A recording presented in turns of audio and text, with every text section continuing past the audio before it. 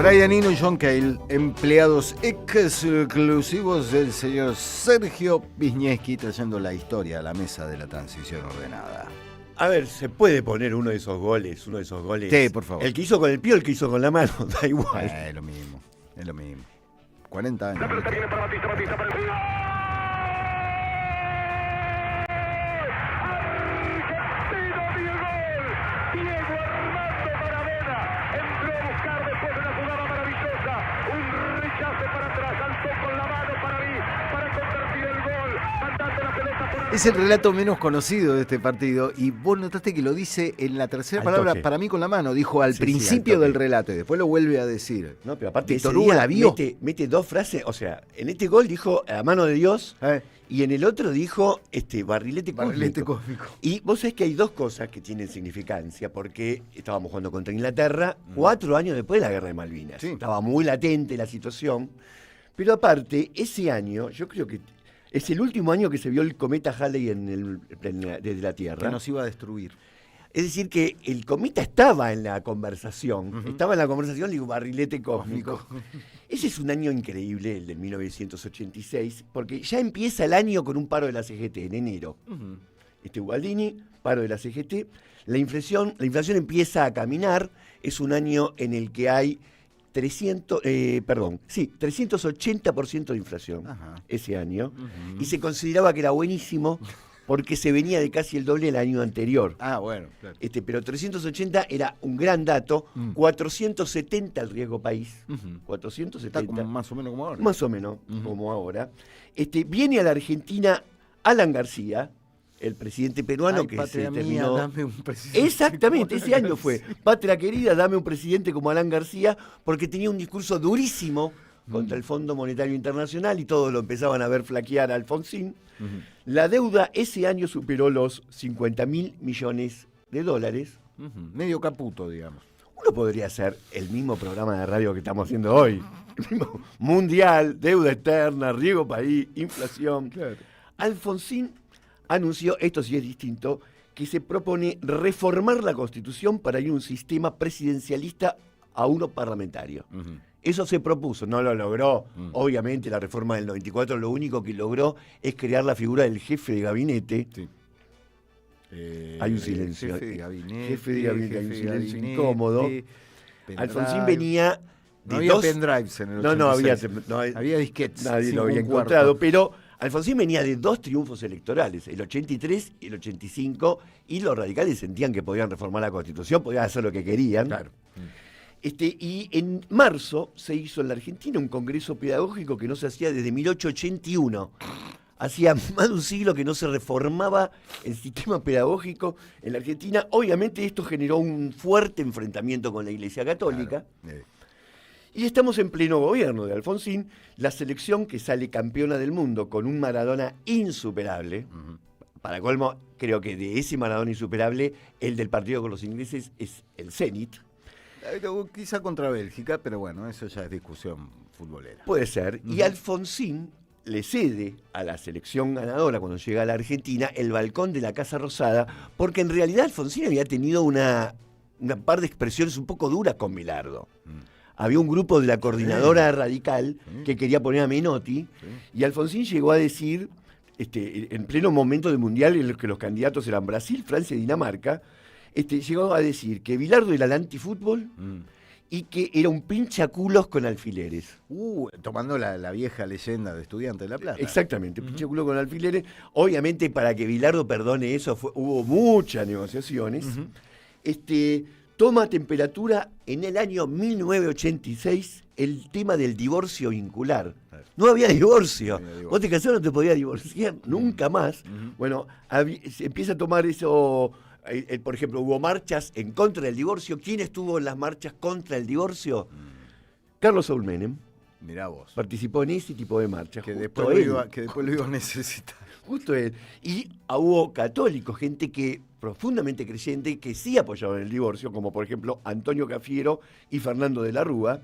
Y en el Congreso se aprueba en diputados, no se llega a aprobar en el Senado, pero la que interviene es la Corte Suprema de Justicia, que declara inconstitucional la ley de matrimonio porque no tenía en cuenta el divorcio. Ah. Esto se resuelve por medio judicial.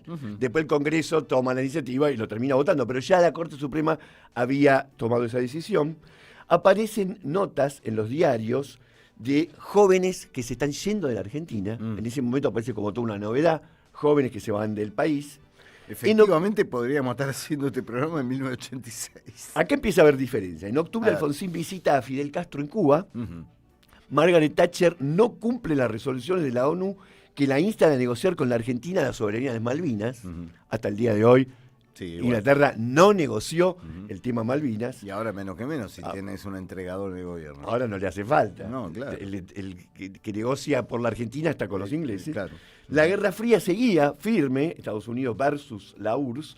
No aparecía China en el horizonte. La URSS va a desaparecer, pero ese año, en abril, fue el desastre nuclear de Chernobyl. En 1986 murió Jorge Luis Borges, esto hablaste vos, 40 años de la muerte de Borges. Muere también ese año Simón de Beauvoir y Juan Rulfo. Ese mismo año se mueren estos tres grandes escritores. Y Alfonsín anuncia, tenemos el audio, Alfonsín anuncia el traslado de la capital federal a Viedma. Escuchémoslo.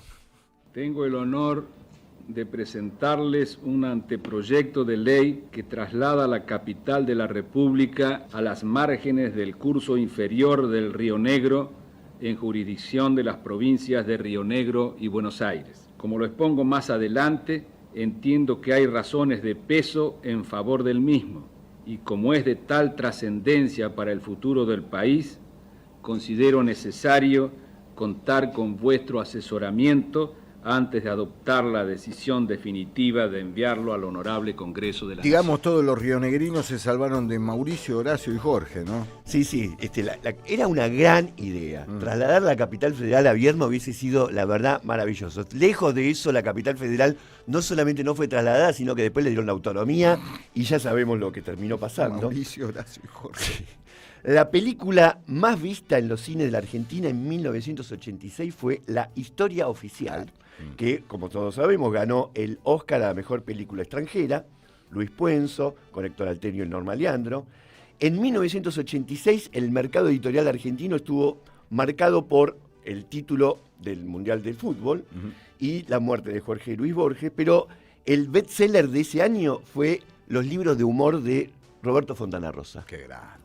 Él estaba en el frente de la taquilla. Acá te doy el lugar a vos. El disco más vendido de la Argentina fue Locura de Virus. De Virus, que venía, en realidad Locura es del año 85, lo que pasa es que sale sobre el final del 85 y explota en el 86.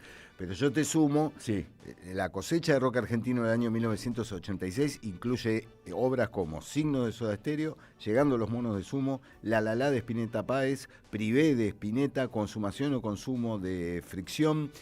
Fue un gran año para el rock argentino. Y octubre de Los Redondos, que de hecho vos acabas de mencionar, se produce Chernobyl y está Olga La Sudorova. Chernobyl canta una vocecita en el disco Octubre de Los Redondos. Exactamente. Programas de televisión más vistos. Obviamente el Mundial se lleva todo, 85 puntos de rating, etcétera. Pero en la normalidad del año, el programa número 1 era La Noticia Rebelde. Qué grande. Un gran programa para los más jóvenes. En ATC. En ATC. Y ficciones, distintos tipos de ciclos de ficciones que daban por Canal 9. Y en 1986 el programa de radio, con esto voy terminando, pero el programa de radio más escuchado era Rapidísimo. Rapidísimo con Héctor Larrea, que se llevaba, fíjate, el 80% del encendido. O sea, todas las radios juntas se juntaban el 20%. Yo me acuerdo, ibas a la mañana a la panadería, al taller mecánico, a donde fuera, y estaba Larrea con Rapidísimo. Todo el mundo lo escuchaba, era una máquina. No sé si hubo algo que pueda superar esa acaparación de público. Empezaban las transmisiones de Víctor Hugo Morales, que acababa de llegar a la Argentina para el Mundial de México. Y además, ese año, el 14 de agosto, nació FM Horizonte, marcando en la Argentina el gran boom de la frecuencia modulada. Claro. ¡Qué increíble! La frecuencia modulada recién arrancada en el 86, hoy ya es una cosa vieja. Sí, claro. Porque, ¿cuál era la diferencia? Pero digamos que era... lo nuevo viene por otro lado en ese momento. Bueno, en todo ese contexto es que estamos en el día de hoy conmemorando 40 años de la paliza, porque fueron solamente 2 goles, pero Sí. qué 2 goles. Sí. Qué 2 goles, porque el que hizo con la mano, brillante, pero el que hizo con los pies. Claro, ahí la selección argentina metió quinta. Muy, muy ilustrativo. En Gracias, algún amigo. punto un poco deprimente, te voy a decir, con respecto a ciertas cosas que parecen no cambian nunca en la Argentina, pero una clase de historia a cargo del señor Sergio Viñeski, arrancando por aquella presentación de la selección argentina frente a su par inglés, justo un día en